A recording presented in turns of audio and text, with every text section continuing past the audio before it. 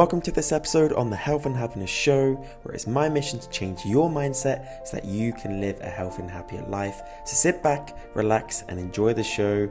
Let's go. Hey guys, it's Ollie here, and welcome back to another episode on the Health and Happiness Show, where today I'm joined by an incredibly special guest. After witnessing and experiencing his parents' divorce at the young age of just 6 years old, growing up in poverty and being bullied at school led him to developing non-purge bulimia, and at the age of 14 years old, he was diagnosed with type 2 bipolar disorder, as well as being morbidly obese. At a low point in his life, the pain and suffering didn't end there. He grew up with zero self-esteem, zero confidence, and believed that he was the victim and that all men wanted to hurt him and all women considered him to be lacking. This belief led to sabotaging his first marriage and became one of the men who wanted to hurt him, turning to self-harm, drugs, and attempted suicide. Fast forward to 2007, and he began to take care of his physical health, successfully losing an incredible 126 pounds and discovering his passion for helping others achieve the same thing through physical transformation, and so that they can make a mental one too. Today, he is a mindset coach. He is Mr. Mindset, which he compares mindset coaching to be that for the mind, that personal training is for the body with his clients, overcoming everything from anxiety to stress to confidence to eating disorders. The work and mission that this man is on is truly inspiring, which is why I just had to invite him on the show today. It is therefore with great pleasure and excitement that I welcome to the show Dave Cottrell. Dave, how are you? I mean, after an intro like that, I mean, can you send me that? I could never put it like in such a short and snappy way. I'm so glad you've done it, because anytime anyone asks me to do the intro, I'm like, right, we've got 25 minutes for this podcast. Right, well, there's 20 minutes gone. I'm great, mate, and thank you so much for such a flattering and detailed intro. Mate, my pleasure. I don't know where to start, and that's going to be my starting point. Where do people get started when it comes to changing the mindset?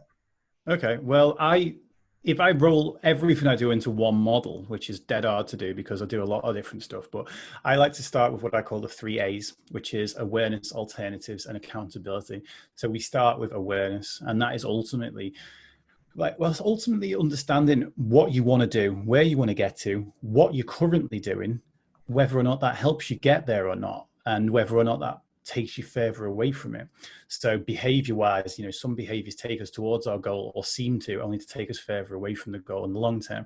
Other behaviors feel like they're not taking us anywhere, but end up actually being the ones that actually pay off in the long term.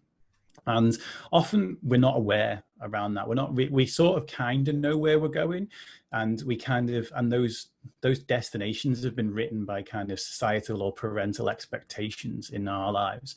So we kind of know that we're on that track, whether it's the career track or the education track. I mean, obviously all those tracks are kind of like thrown up in the air right now. But I would say the place to start with anything is awareness. So let me ask you a question. What do you want out of me for this interview? I want to tap into the mindset from a man who's overcome so much. When I was doing my background on you, I was blown away, to be quite honest. Obviously, as I've said previously, I know who you are. I knew you through Ben, through the BTN Academy and whatnot. And I've always followed your work since, but I never really dived deep into your actual story. So I want to dive deep into how essentially we overcome so much adversity in our life, because I think the paint a picture of a life which is going to be rosy and perfect is bullshit, basically. Yeah. And actually to go into life with the expectation that it's going to be a little bit hard and it's going to be a little bit challenging. So I want to learn about how we gain that strength, how we turn those negatives into positives, and actually start to give people direction in their life, because I think people are lost. I think they're lost. Yeah.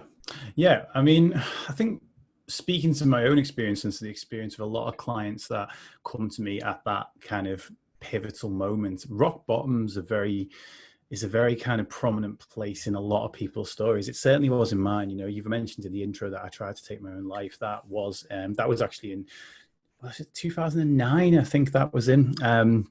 And there was a whole period for me there that I hit full on rock bottom, to the point at which I'd isolated myself entirely from my family and friends. I got into a terrible relationship, which had contributed towards that, because this person kind of wanted me to themselves and didn't like it when I went and spent time with my family or friends. And I was very much, as you said in the intro, super low self-esteem, so would do anything to please this person. So, basically didn't question it. And ended up in a kind of period of like absolute isolation. And I mean, I have two kids myself, and they were 2 and 4 at the time. And the thing is, when you hit that sort of low point of self-esteem, low point of self-worth, it was so easy for me to believe that my kids would be better off without me. Like, people often hear my story and say, how on earth could you, how selfish, how on earth could you possibly think about taking your own life when you've got 2 small children? And the thing is that often we start from a position of a distorted mindset, a mindset that we talk about things in terms of negative and positive, but it's not. It's distorted. It's a mindset that tells you lies, but you believe those lies. So I believed wholeheartedly that, yeah, actually my kids did deserve better, but the way I interpreted that was, well, I should get out of the way and make room for them to be better. And it was only watching this film, this was a film that actually really turned things around for me. It's a film called The Diving Bell and the Butterfly. And it's a French film. It's a true story about a guy with ALS, locked-in syndrome. And he's basically there. He managed to write a book through blinking with a nurse, and they made a series of kind of like blinks that the nurse would go and actually create words from all this. And he wrote a book, and the book got turned into this film. And there's a scene where he's on the beach with the kids. He's kind of in the wheelchair with all the machines and stuff attached to him, and his kids are playing, and all he can do is watch.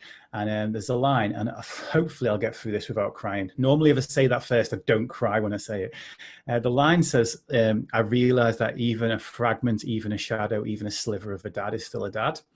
And at that point, this is after I'd tried to take my own life, and I was still feeling like I wanted to. And I was sat there watching that film, because at the time Netflix sent you a few DVDs a week or whatever. You didn't have everything on demand, so that was the one that had come through, and that was the only reason I was sat there watching that, just to kind of pass the time.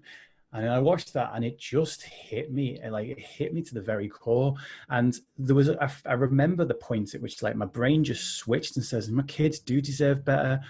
But rather than wanting to move out the way and make space for better, I came up with the idea that I could be that man. I could be the better dad that they deserve. And that became my focal point. And if, again, people think, well, that should have been your focal point all along. But it's like, anyone who thinks that has never been to that position.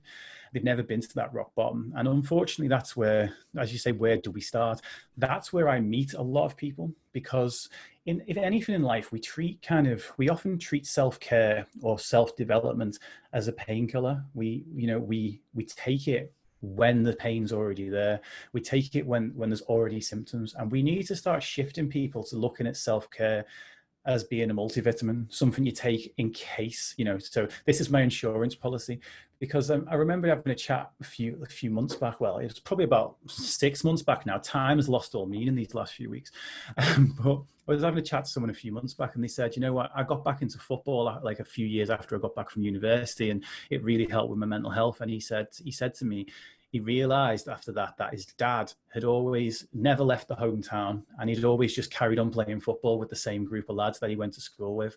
And in his dad's generation, that was their self-care. But it was never, no one ever said, right, lads, we're going to go and play footy, and that's going to be our self-care. It was just there, the same as those people that you meet that have always been fit. The same people who you meet that have always had good mental health, always had a positive mindset. It's probably because they've been doing the things proactively that most of us find reactively when things get hard. And for me, it was just like, right, the physical health I'd already started working on before that, and that kind of came back into play. The physical health came first. And then the mental health, the big change that I learned there was I learned mindfulness. And this is something I'm huge. And you and I talked just before we came on about how we both like podcasts and we both like YouTube because the content's a little bit evergreen. Mindfulness is evergreen, right? It's like people want something new. They want a new answer for mental health. But I was taught something by someone that is thousands of years old. Mindfulness is is literally thousands of years old. And I'm trying to think of what there was a statement. This too shall pass was the statement she taught me. And I traced that back to the first time it's been recorded in English, which was like 1867. It's like, you don't need something from 2026 to find an answer. You know, there are things there. But if you look at my journey was a lot of different pieces from a lot of different places. I did a little bit of cognitive behavioral therapy. I did a bit of talking therapy. I opened up and talked to my mates. I got my relationships back there. There were some bridges that were fully burned. I've never been repaired since then, but there were other ones I've repaired. There were same situation with my family, same situation with my fitness. Now, and I think the difference was, whereas a lot of people go through that period and they think, well, this is only making me like 1% better. Like, I'd kind of got into the mindset of like, I'm going to do this for my kids no matter what. So instead of kind of at the end of the day going, oh, well, I only feel a tiny bit better today, I was just constantly forward thinking at that point. And there was a good few years where it was like, right, I am full on into self-development. My self-help books, instead of like being shelf-help books and just sitting there gathering dust, I read them. I read some really weird ones. Like, and I just delved into all of that. But I suppose for me, that started with that awareness of, you know, what I'm like, the awareness, going back to the 3A's, the awareness was, what am I doing? And what I was doing at the time was I was numbing myself with food. I was numbing myself with alcohol.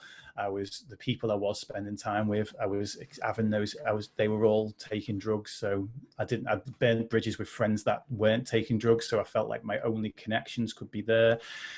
And it was just a case of, right, well, what am I doing all of these things for? I didn't think about it in these terms, but this is if I could go back and speak to myself, how I would speak to myself now. It's like, right, what are you doing with the food? Well, the food it gives me comfort. Okay, how long does it give you comfort for?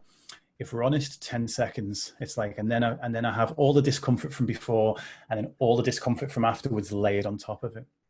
So it's actually causing me, you know, like I said before, some of the behaviors we do take us forward, only to take us back. It's something I call a boomerang.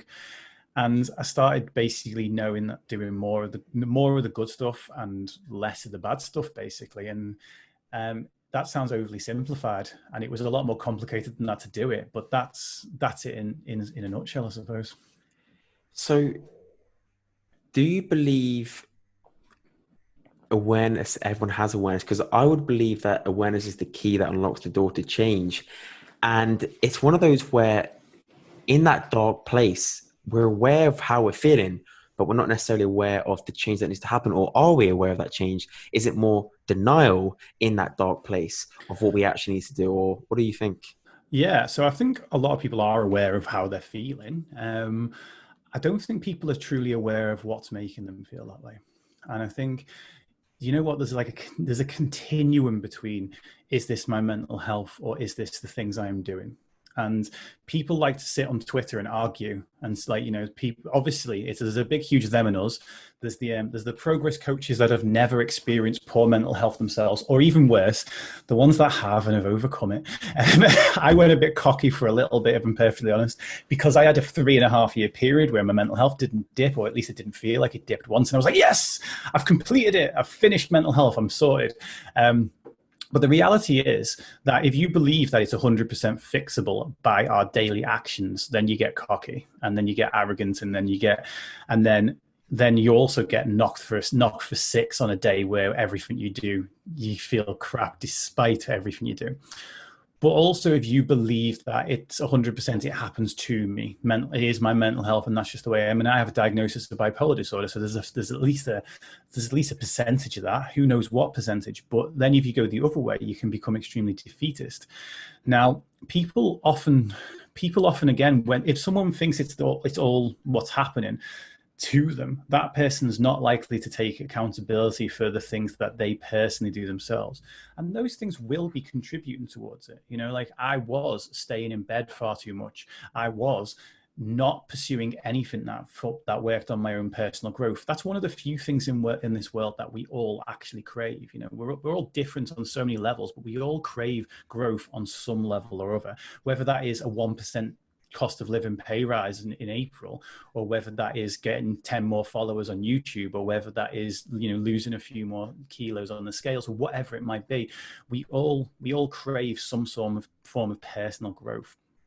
And when you start pursuing that, you can we totally need times where we don't pursue it. But when you start pursuing those type of things, you kind of start to think, well, what's wrong with me? Why can't I do this? Like, I feel so kind of listless. And I compare it to pressure in tires. It's like too much pressure in a tire and it pops, too little and it goes flat and you can't use it. Same thing with people. Too much pressure to asking a person that's more towards that, I can't handle any of this, asking that, putting too much pressure on that person to change, and that person is gonna just shy away and maybe even have a breakdown and probably blame you about it on Twitter. But at the same time, too little pressure for that person, and that can be external pressure or internal pressure, too little expectation for that person can lead that person to go, why bother even trying? And then that whole thing leads to them being flat and listless. And it's I think again, people often don't have awareness over what they are doing, and what, not so much what they're doing, the why behind what they're doing. So if someone takes drugs, for example, the why often that society places on them is, well, they're an addict, or they're lazy. People who smoke weed is like, quite often it's like, well, they're just lazy, they're just bums, they're just druggies. They put all these labels on the person. And what I always start with is the positive intent. So there's one of the principles of NLP, which is every action is backed up by a positive intent. And that is positive to the person that's doing it. This doesn't necessarily mean like we all have to agree on the same positive, but like even horrendous things like bullying, it's usually backed up by a positive intent. It's usually backed up by the fact that the bully themselves feels out of control, or is being abused somewhere else, or, just feels weak, feels insignificant. And the only way that person can feel significant, if even for a moment, is to make someone else feel worse. The same with alcohol. People do it to escape, or people do it, to escape the feelings that they feel in their head. And they escape those feelings for a little while, but then the next day they have a hangover. And now the feelings are there, and they're intensified by the fact that you automatically feel miserable. People who think that they've got no money, how many people who say that they're skint go and buy things on their credit card just so they can feel like for a short space of time that they've got some money? That credit card bill's coming back, and it's coming back with interest. And that's the whole thing, is that these behaviors, we don't do them because we're weak. We don't do them because there's anything wrong with us. We do them because they give us instant gratification. And if we can figure out specifically what that instant gratification is, then we can start to look for alternatives. So if that person is trying to make more connections in life, but all they're ever doing is connecting with the people that's easy to connect with but bring them no value. So like, it might be easy to connect with your friends that are like got no ambition in life and just sit at home playing Xbox all day. I feel like I'm talking about myself now. I have ambition in life and would also play Xbox all day. If I could do both at the same time, that'd be brilliant. But let's say that you've got that friend who just basically sits around smoking weed and playing Xbox all day. I don't do the smoking weed part, not anymore anyway. And basically, if that's the people that it's easy to connect with because they're there and they're always doing that. Whereas it might be harder to kind of, make some new friends or network with some new people that are a little bit more aligned to where you are in the moment that you're in your life right now. So that's like one thing, if someone's needs more energy, that person's more likely to reach for coffee and Monster and things like that give them the illusion of energy for a short space of time, than they are to, instead get to bed earlier, eat a little bit better. And it's like, so that's the whole thing, is we find what itch you're trying to scratch, and then we say, right, well, how else can we now scratch that itch? And that's the second day, that's alternatives. Yeah, like I think there's so much value in that. I mean, today, 2020, the 21st century itself is an instant gratification based world that we live in. I mean, my Amazon delivery came this morning, which I ordered yesterday, and I was pretty Yep. impressed by that. So yeah, I can see the problem and the problem that it's growing. I want to go back a little bit to when you were a child again, because would it be fair in saying that was the root to many of the problems that arise? Um, it's possible. Like, I think I often relate it back to, when you said in the intro about my theory about how kind of men were with me and how women were with me. It's like when we do get those thoughts imprinted on us when we're very, very young. It's something I see a lot in my clients. It's like if a client even says they struggle with their weight, I'll be like, well, if I ask them when was the first time someone made you feel insignificant because of your weight, and they'll be able to talk back to some time when they were like 10 or 11 or something, and it'll be like a parent or a teacher, and it's like, and then if you forget, take the weight part out of it, you say, did that person ever make you feel insignificant before that? And they'd be like, oh yeah, my dad did this when I was 6 or whatever. And the way I always see it is I remember, it's one of those things like, do I remember it because I remember it or because I've told the story so many times now? But it was my earliest memory growing up was, there's a few things actually around about the same time. One was my mum and dad getting divorced. The other one, I'm just going to mention this because I've just thought about it off the top of my head now. It relates to health anxiety. Is I tripped over on the playground and got a scratch on my eye on the same day that my nan was taking me for an eye appointment, and I got glasses for the first time. And for years, I believed that I got glasses because I'd fallen over. But that's a prime example of how the human mind can connect one thing, especially at that age. Now, when that happened, when my mum and dad got divorced, I remember coming down the stairs in a little house in Anfield that we were in, and my mum was stood at one end of the lounge. My dad was sat in the bay window with my brother, hugging and crying. And my mum said, I was like, what's wrong? And my mum said, your dad and I are getting a divorce. And, the innocent 6-year-old I said, what's a divorce? And basically he said, like, my mum said, oh, it means your dad's not going to be living here anymore. And whereas my brother had clearly gravitated towards my dad, I gravitated towards my mum. And there was a very kind of fine line in the sand drawn that day. And, me and my brother didn't get on at all growing up, and we still don't. We got on for a little bit in the middle. But like him and my dad were were almost inseparable, and there was a very clear team there. And me and my mum were inseparable as well, and there was a very clear team there. But after my dad left, and my mum was kind of forced to keep a roof over her head, my mum started her own business. And my nan was who was looking after me. So my mum basically was working every hour God sends, and that's the whole thing. Is that my mum would treat me like I could do no wrong. And to be honest, I didn't. My mum, I remember when I cheated on my first wife, and then ended up starting taking drugs and everything when I was 24. My mum was like, I never thought I'd have to worry about you, because I've not put a foot out of place in my life until that point, really. I'd just been this kind of shy is not the right word, because I'd overcompensate, so I never appeared shy. I'd be this guy that was just kind of, I don't know, like, I was such a rule, I played it by the rules. I was always kind of like, I was always dependable and all this stuff. And, I think through that time, my mum treated me like this, because my mum treated me like this absolute God almost, like that I could do no wrong. I expected that from other women. And then, so no matter how well a woman treated me, I got rejected by every girl I asked out until my first wife. And then I got married for the reason, my reason behind getting married was, I did love her, but at the same time, the big driver that pushed me to get married at the age of 20 was the fact that I genuinely believed that no one else would ever love me. And that was kind of where my self-esteem was. But the thing was, because my mum had shown me this unconditional love, I expected that same level of unconditional love from my wife. And I turned into this weird person that tested that, I was convinced she didn't love me. So I'd, set up little tests and stuff to kind of prove that she didn't love me.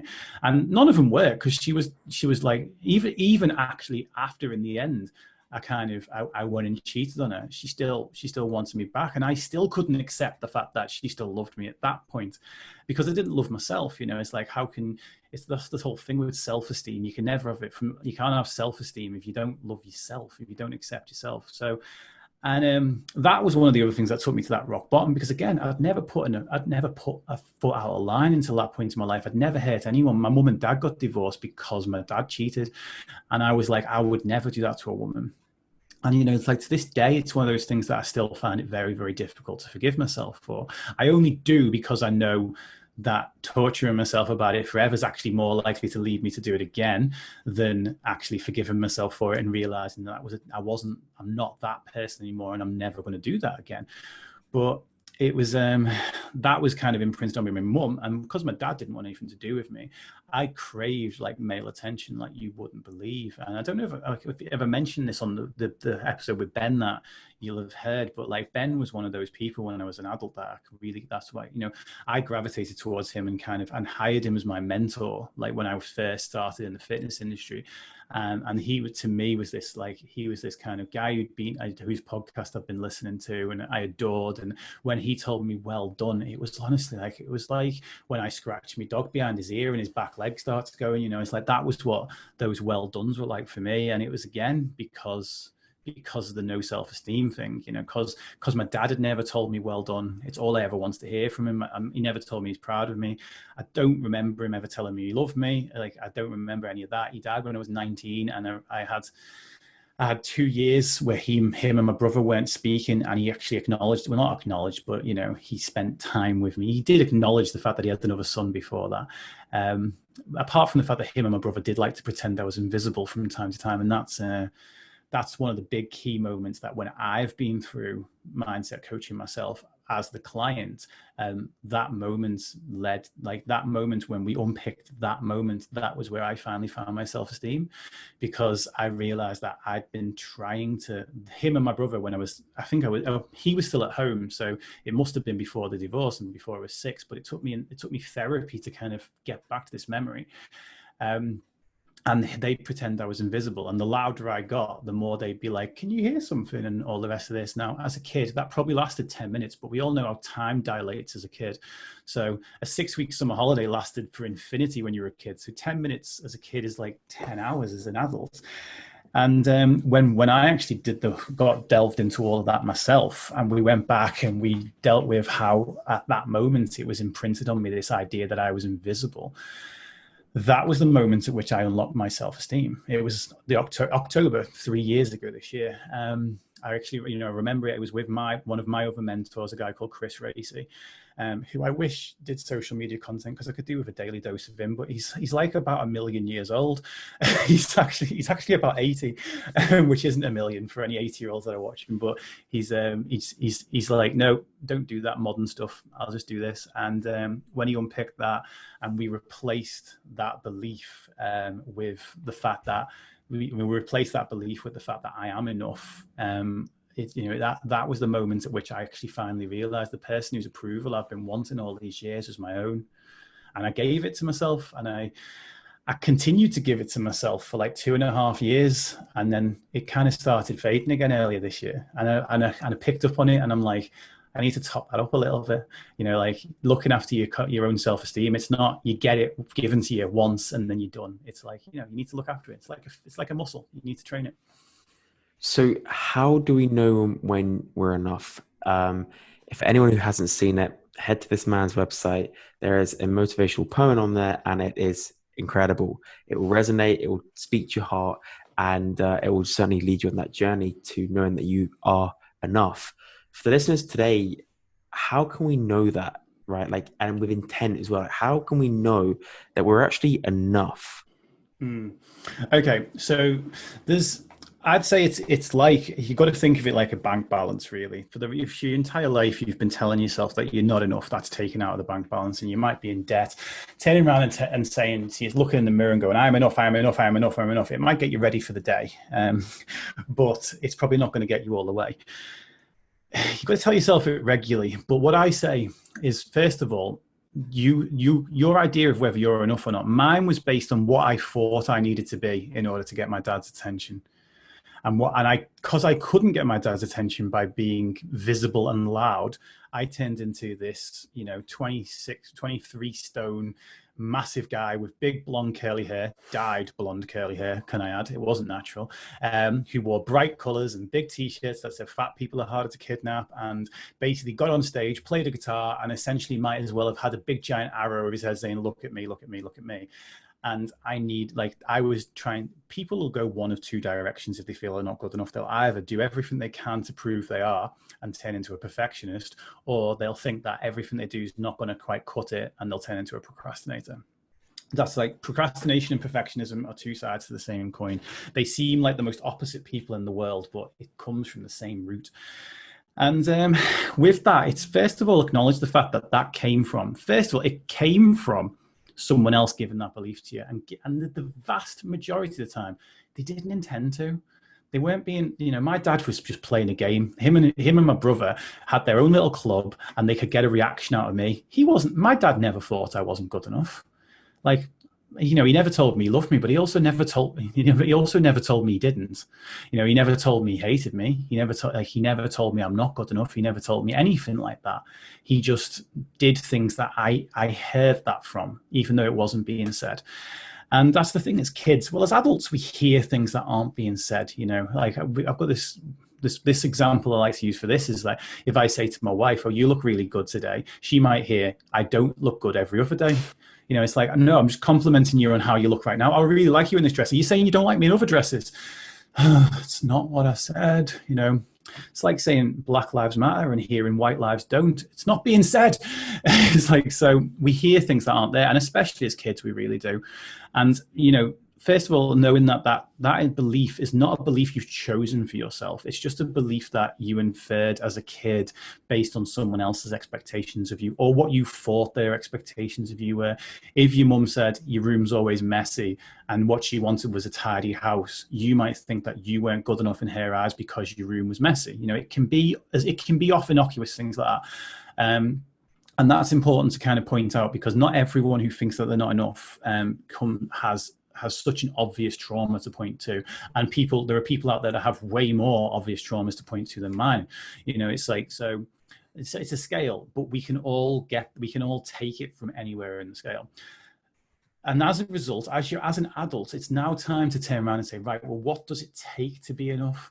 Now, the first time you ask yourself that question, what you're going to think of is you're going to think of what you need to be good enough in everyone else's eyes.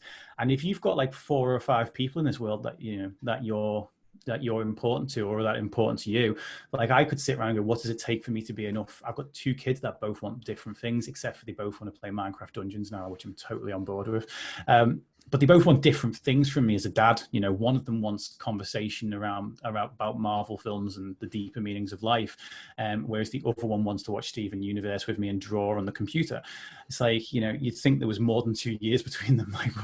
But then, so like, now, for me, I could say, right, well, in order to be a good enough dad, I need to do both of those things. And then, but it's like, well, what do I need to do to be a good enough son or a good enough friend? If I've got 10 friends, if I'm lucky enough to have 10 friends, what do I need to do to be good enough for each one of them? It's like, no, forget all of that. What do I need to be a good enough husband? No. What do you need to be good enough in your own eyes for you? What are those standards? Because those standards, as I say, have been picked up on and postulated on for your entire life, and they've never really been set in stone. They've been set in your subconscious, but they've not been set in your conscious mind. And if you struggle with that question, which most people do, so don't beat yourself up if you do, but ask yourself the following question.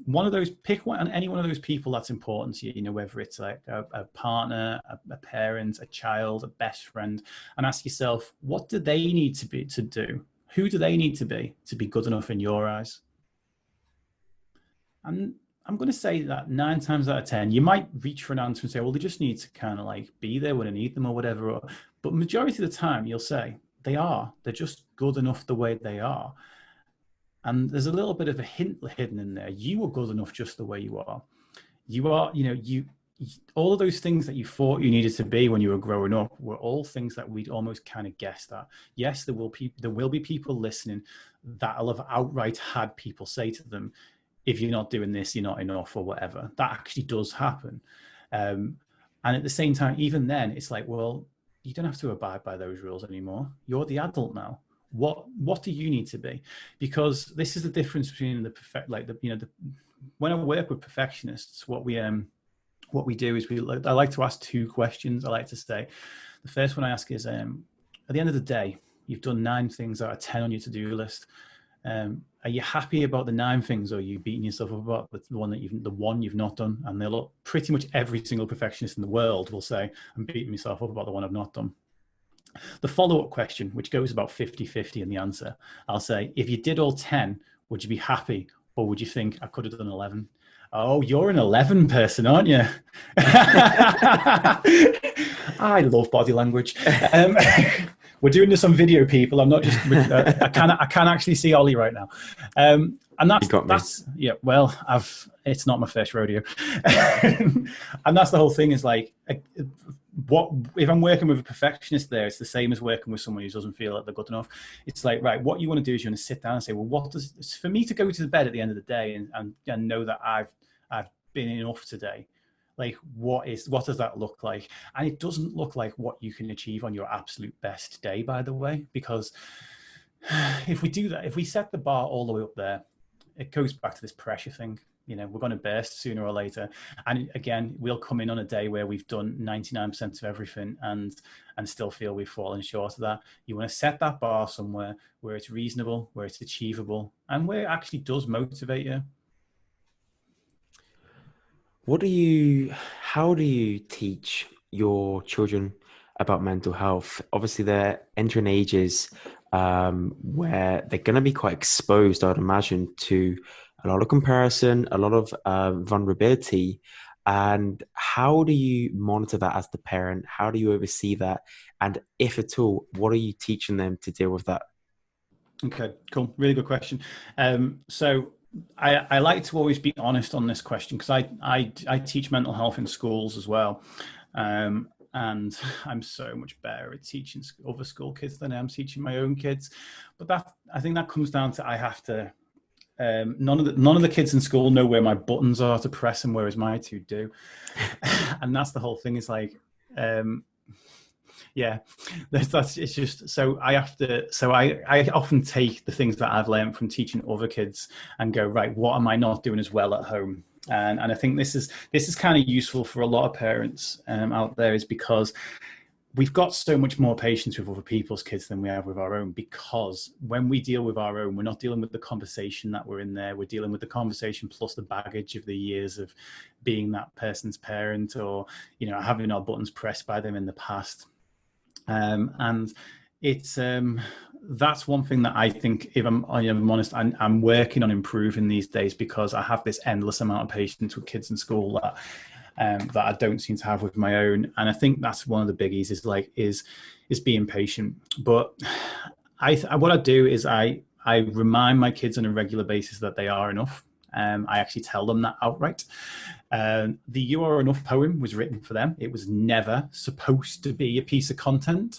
I wrote it because I was watching a Gary Vee video that said, whilst washing the dishes, because multitasking, and he said basically, what would you say if you thought you were going to die tomorrow? And I was like, and I literally stopped midway through washing the dishes, and my wife was like, "What's going on?" And I just disappeared.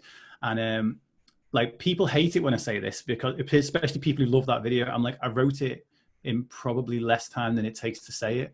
I wrote it in one shot, in one go, just typed, and then stopped. And then I stopped and I read it and I burst out crying, because I was like, that's everything I needed to hear. And it still makes me cry. Like, Goosebumps, I've almost, got goosebumps. almost like every time it makes me cry. And I brought my wife up, read it to her through actual tears, and she was just like, "If you needed to hear that, and the kids need to hear that, other people need to hear that."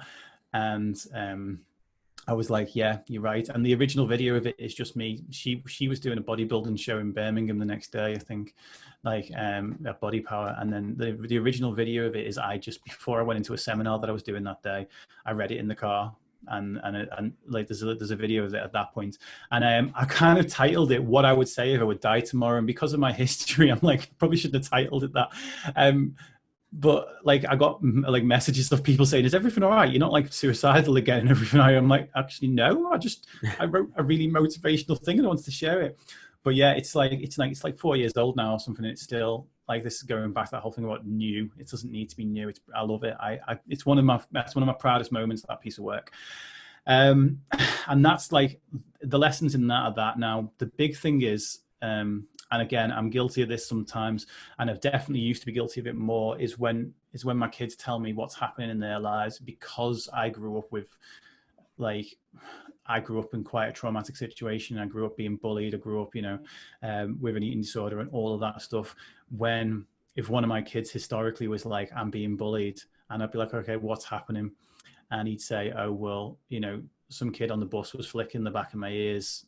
And I was like, okay, how long did that go on for? And the bus ride. And I'm like, did anything else happen for the rest of the day? And they're like, no.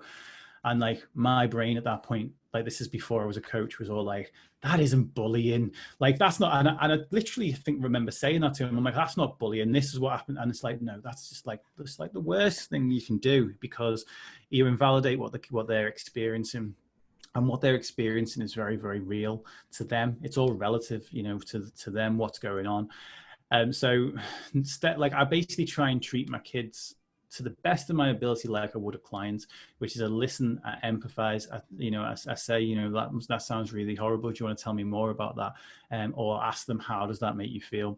I encourage them regularly to open up about their mental health. I remind them explicitly that they can talk to me about anything whenever they want. They can always talk to me about anything.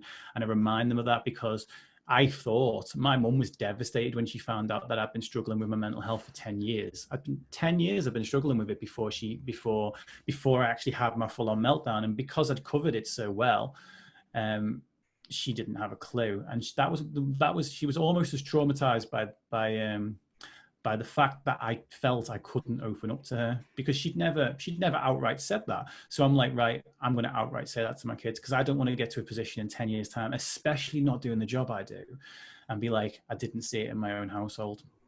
So I try and treat them like I would a client.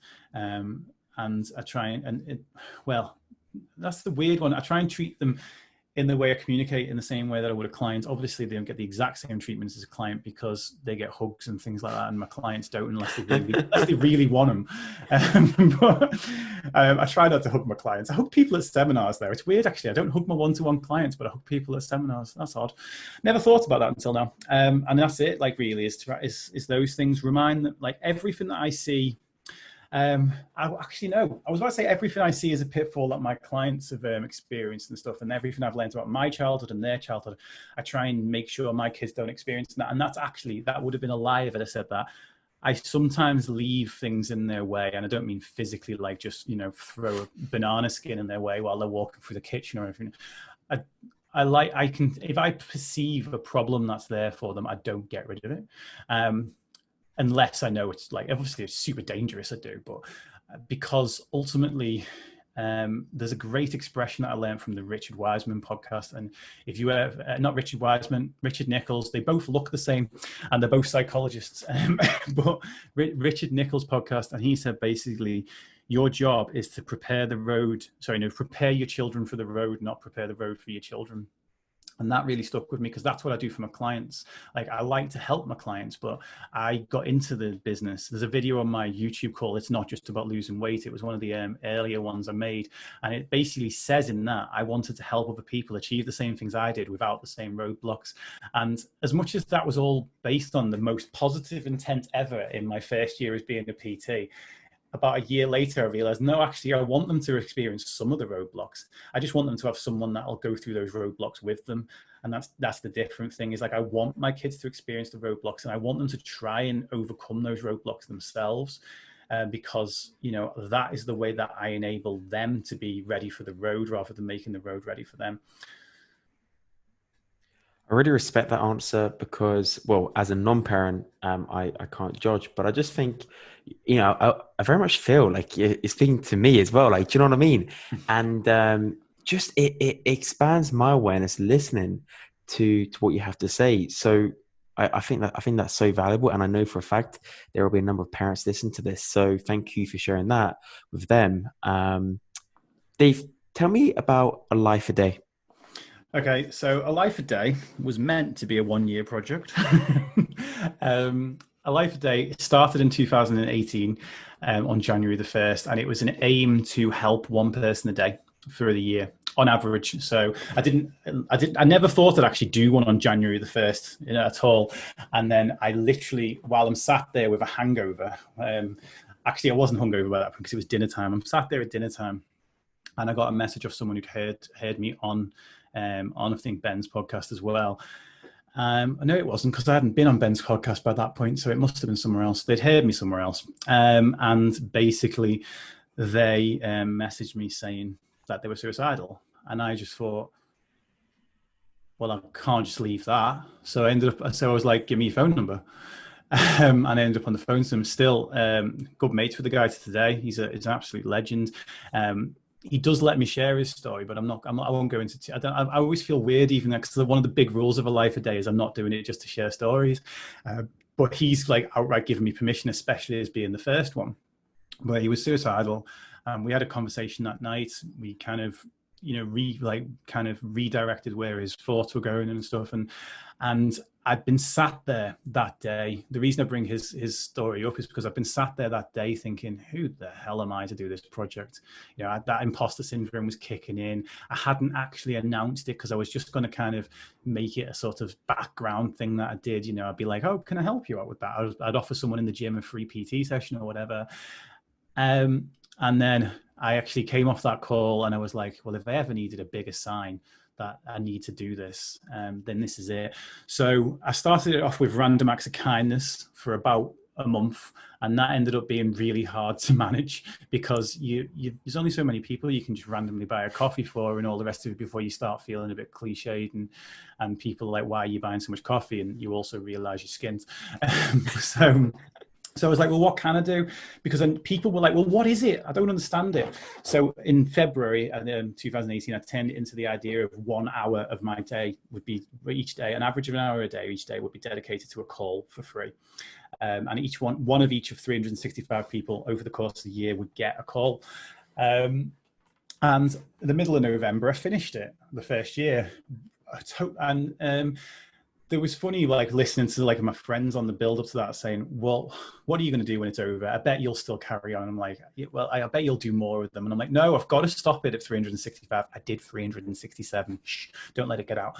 And then they were like, and I was like, yeah, it's just a 1 year project. It's just just as a bit of a social experiment. We'll see how it goes. And I loved it. I absolutely loved it. And by the middle of the year, I was getting an equal number of requests, but also questions about what on earth I was doing this for, to the point I had to put rules in it. And so the 3 rules are all to make sure I behave myself. Rule number 1 is that you're not going to be sold anything on that call. So it's not a funnel. It's just not, because everyone was like, well, what's the catch? This is a funnel. I'm like, no, it's really not. Couldn't look after all 365 if you ever tried. It's like, I don't want to give away 365 one-to-ones and then run the risk of all 365 if you're coming back. Rule number 2, because again, I said about confidentiality, rule number 2 is it's completely confidential. And rule number 3 was I don't hold back. I don't give only the good stuff to my paying clients. So I would do that belief change thing that I said that I went through with my mentor, done that for over 100 people, like help them have an instant kickstart to their self-esteem. I know how to do that is off a specific sort of, it's not, well, it is a script, I suppose, to a degree. It's a very specific process that I was doing it so often I knew it off by heart, and helping people like overcome all sorts of things with that. And then I just loved it. I loved it so much that I carried it on, and I thought, you know what, I need to make it bigger in year 2. And like everyone was like, oh, how are you going to make it bigger? Like do 2 lives a day? I'm like, yes, but not how you think. And I was like, I'm going to ask every single person that I do one for to pay it forward, to do something nice for free for somebody else. And that was cool, like over the course of 2019. And again, November seemed to be the cutoff time when I ran out of 365. And basically people were paying it forward. I'd get messages about what's happened, and I'd get messages from people who had the thing paid forward to them. It was brilliant. And I was like, right, okay, 2020, let's make it even bigger. And this year it's called A Life a Day It Takes a Village. So I still do 365 one-to-ones. I will do the 1000th one on September the 29th as it stands. Well, I'll be the 1000th day of it. I don't know if it'll be the 1000th one. I need to check the numbers, but I'm still counting that as day 1000 anyway. And what I did this year is I encouraged, because I've helped an absolute ton of coaches on this. A lot of the people in the first 2 years were people who were trying to pivot their business, trying to find more clients, trying to start a podcast, and the hour wasn't all to do with self-esteem or weight loss or anything like that. It was to do with like, how can I help you? How can I help you like achieve whatever it is you want to do? And so I called in a few favors with a few of those, and I asked them to give away some freebies as well. A lot of the BTN crew have done it. You may have seen a few of them. Chelsea's done that from there. Jesse's done some from there. I'm trying to think who else. There's Chris Harrison. A few of them have all kind of given away freebies, and that was going amazingly well. And then COVID. But I'm still doing the one-to-ones. It takes a village part we've had to hold back on, because we had things like sports therapists and nail technicians and all sorts of people giving away free things that couldn't. And now I don't want to ask people to give away free things when they've just had 16 weeks of their income being impacted. So we'll see how, if that doesn't pick up again this year. I'm still doing the one-to-ones, and as I say, I'll do number 1,000 by the end of September. And yeah, it's going to carry on. It's going to carry on next year. I don't think it's getting a new name next year, because my big project next year is called the Mental Health Marathon, and that's a 26.2 hour constant live stream talking about mental health. So mental health conversations, which I will be hosting all 26.2 hours of. So that's going to be the big thing for next year on the 26th of February. So 26.2. And but a life a day is going to be just something that I just keep on going. And my aim really is to look after the paid side of the business, which is seminars and one-to-ones and things like that. And eventually hoping to kind of make a Twitch channel that actually is able to receive, it's able to receive donations and things now, but the idea is to use those sources to continuously be able to do every single year for the rest of my working career, 365 one-to-ones a year. And if someone's had one in year 1 or year 2, they can still have one in year 3. It's just one a year per person. So there's about 5 or 6 people that have done one in all 3 years, which is cool.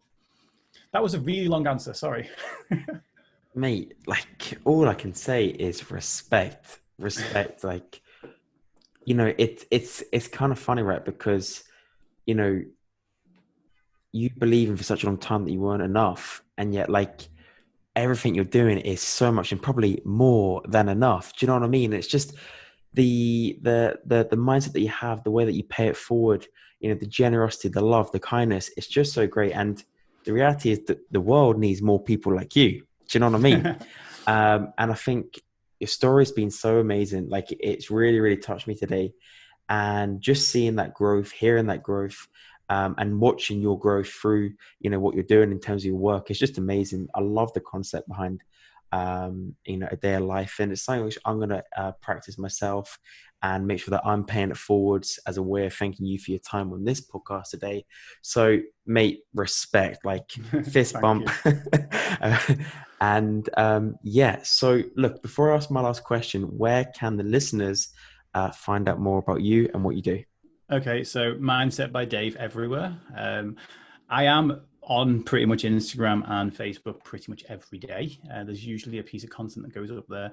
They're both /Mindset by Dave. There's 2 places that I'd really love people to go to if they're interested in those type of channels. YouTube now, there's no link for that because it's like, one of those really weird YouTube links, because I've not got a big enough channel to have /Mindset by Dave. But if you search for Mindset by Dave on YouTube, I'm really putting kind of a lot of my eggs in that basket right now, because I want to create content that people can find, not just within the 36 hours of it first being posted, because I've made some of the same posts about depression over and over again on Instagram, and no one ever finds them after they're there for the first day. And then, whereas I'd rather make a video about depression that people can find. And the other place is Twitch that I mentioned before. The reason for that being, essentially, I want to create an online community where people can just come in and do a drop-in. The idea is just to do long streams on my day off, which at the moment is a Tuesday. So I'm going to, the idea is to be in there on a Sunday night and on a Tuesday, and maybe one other day throughout the week, where basically I'm going to be sat there playing video games. There's a group of people that will come in and chat, hopefully, and I'll play video games unless someone wants to ask a question about mental health, and then I'll answer questions about mental health, and that's how I'm planning to spend my day off ultimately forever. And the idea is to create this community on there, and that's twitch.tv/Mindset by Dave. I love it. This isn't my last question, but I have to now ask, what were you playing on Xbox? What's your go-to game? So I'm playing on PC now because I haven't got a capture card for my Xbox yet, and plus the kids never get off the Xbox. But my go-to game. I don't really have one now. I've been playing. I played Minecraft Dungeons on Tuesday and absolutely loved it. It was brilliant. I just nothing but downtime and mental health chat, and it was like, which doesn't seem like downtime, but it was like it's a game that I can actually play and talk at the same time. Whereas if I'm playing like any first person shooters and stuff, as soon as I start talking to the chat, I'm dead. So I played Fortnite for the first time on Sunday with with someone from my stream, and I hated it. So I'm never doing that again. And apparently it's just a really stupid idea to get into Fortnite this late in the game. And yeah, so I'm playing, and I love, do you know what Metroidvania games are? Basically, I don't. platformers. So a Metroidvania game basically is like Super Metroid and Castlevania with like the originals, which is why they call that. And a Metroidvania game is basically a platformer where you've got an open world, but you can only get around the open world by learning the abilities as you go through it. So like, you can get to a certain place until you learn double jump, and then you can get to a new place, and then until you learn something to get through that barrier or whatever, you open up different parts of the world as you go. And I really enjoy playing games like that because they're a little bit less. Games were always the downtime thing for me, and any first-person shooters, I love them. I used to love Call of Duty Black Ops like crazy. But it's not downtime for me. It's too high adrenaline. It's like I could play those things until 4 a.m. and not realize the time, and then try and sleep. And then in my head, I'm still playing the game in my head. And that's another prime example of a boomerang. Actually, is I think I'm going on there for stress relief, and I come off there more stressed than ever. Whereas with a platform game, I tend like Mario was some of the originals and stuff, but like with that type of game, I play it and I enjoy it, and I can have conversation to people who are in the chat, and yeah, it's fun. Love it. Maybe your answer then to my final question, maybe downtime, but what is the one thing that the listeners can do that will have the biggest impact on both their health and happiness? Oh, okay. So it's technically not. It is one thing, but it's not one thing. I would say, right, what I call your takeout menu. And your takeout menu is not an actual takeout menu, but your takeout menu is a list of self-care. And the reason I call it your takeout menu is because I want you to treat it like a takeout menu, not a to-do list. A to-do list we look at and we think we've got to do all of it. So if you write a list of self-care and it's got, let's say, if you, I'm going to imagine that you asked that question of a lot of people. So people might have heard like that, a lot of different answers, and so people might have 15 things on this list of what they can do for their self-care. Now, if we look at that perfectionist point of view and we look at it like it's a to-do list, it's like, holy crap, I've got to have a bath, run a marathon, walk the dog, meditate, have some kale chips. I've got to do all of these things before I get to be de-stressed. And that's enough to make you stressed. That's why we don't call it a to-do list. So I say write your takeout menu, and your takeout menu is a list where you write down ideas on what might work for self-care, not what you definitely know, what might, because we're brought up with the idea of curiosity kills the cat. So we don't try new things. We don't try putting a face mask on, especially not as a bloke, but by God, is that good? I love it. I'm going to do one. I'm going to do one today, I think. I might do one on stream and put me green screen on, and then do one on screen with me green face mask so half my face has disappeared. That wouldn't be freaky at all. So you write that list, and it can have as many items on it as you want, because you don't have to do all of them. You just treat it like a takeout menu, because when you go to a takeout menu, you don't go, oh my God, I've got to eat everything on this list before I've had my dinner. You go, no, I want the chicken tikka masala, I want a naan bread, and I want some poppadoms. And that's what I'm going to have. And now I really want naan bread and poppadoms and not a chicken tikka masala. I want a king prawn pathia, to be honest. So you pick a few things that you want and you go with that. And that's what your self-care menu wants to be like. Because, yeah, there's a million ideas out there for self-care. And what often stops us from trying them is the idea that we've got to do all of them. It's like, no, just try it. Maybe maybe gaming. Like, people might look at me and go, you're a 38-year-old man, you shouldn't be playing games. Well, there was a quote I shared from, can't remember who it was now. So like, again, an older quote from a guy he was about 70s when he wrote it. And it was another quote from the 1800s, which was, we don't grow old because we don't stop playing because we grow old. We grow old because we stop playing. And that's when I stopped playing computer games for years and years and years. And I forgot just how much downtime they actually give me. So that wouldn't have been on my list 5 years ago, but now it's like, that's on my list. And more importantly, I know which type of games work like that for me, because I know that, Call of Duty doesn't. Call of Duty is just going to get me angry. get me frustrated. The same as actually, even though we've just won the league, I don't know if it's ever come up, but Liverpool just won the league. The same as being a Liverpool fan for like the last 30 years. It's like watching a Liverpool match, even now, actually, even the ones of the last since we won, it's like it's one of the most bad for your mental health things in the world because, well, it's not. I shouldn't say that, otherwise Liverpool fans will just disappear in the droves. But it works you up. Yeah. Even thinking about it now works me up a little bit. Watching football is not good for me. I'm a Liverpool fan via Twitter these days, which means I watch the match by looking at the updates on Twitter rather than watching the match. It's much better for me, although it's a little bit more boring. No, I love it. I really, really, really, really love the concept of a takeout menu. I mean, I usually order everything on the takeout menu, but I will try and do just one thing. Dave, it has been the biggest pleasure. Thank you so much for your time. And guys, until next time, stay healthy, be happy, take care.